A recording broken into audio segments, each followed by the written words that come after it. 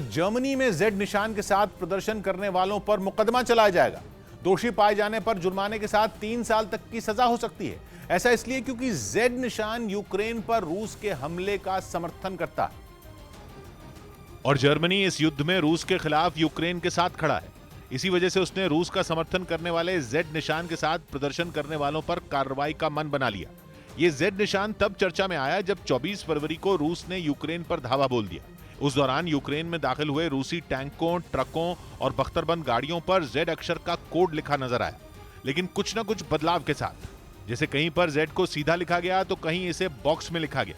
कुछ गाड़ियों पर जेड को एक त्रिकोण के अंदर लिखा गया। बाद में यह जेड निशान पूरी दुनिया के लिए एक रहस्य बन गया। जैसे जैसे जंग आगे बढ़ी तो यह निशान रूस के युद्ध का प्रतीक बन गया। इसी वजह से जब कतर की राजधानी दोहा में रूसी जिम्नास्ट इवान कुलियक ने आर्टिस्टिक जिम्नास्टिक्स के एपरेटस वर्ल्ड कप के फाइनल में जेड लिखा सूट पहनकर प्रदर्शन किया तो वहां हंगामा खड़ा हो गया था। लेकिन दुनिया के सामने सवाल यह था कि आखिर पुतिन को अपने टैंकों और दूसरी गाड़ियों पर जेड लिखने की जरूरत क्यों पड़ी और इस कोड का मतलब क्या है।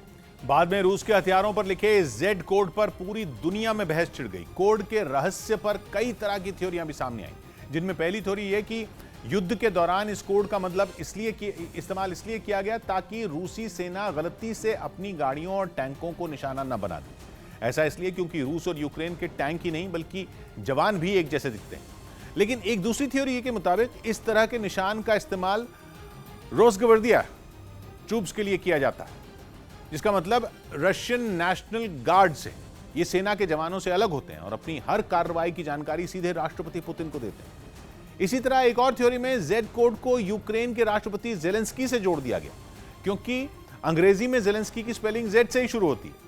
हालांकि बाद में रूसी रक्षा मंत्रालय की तरफ से यह बताया गया कि जेड कोड का मतलब युद्ध में जीत के लिए है। जंग का 1 महीना बीत जाने के बाद भी यूक्रेन घुटने टेकने को राजी नहीं है। वहां देश के अलग अलग हिस्सों में लोग रूस के खिलाफ झंडा बुलंद किए हुए हैं और रूसी फौज को नुकसान पहुंचाने का एक भी मौका नहीं छोड़ रहे। वहां से आए एक वीडियो में सेना की कुछ गाड़ियां जलती नजर आईं। दावा किया गया कि ये रूस की जंगी गाड़ियां थीं, जिन्हें वहां के लोगों ने आग के हवाले कर दिया, जिसके बाद उन्हें आग के गोले में तब्दील होने में ज्यादा वक्त नहीं लगा और फिर वहां चारों तरफ धुआं ही धुआं फैल गया।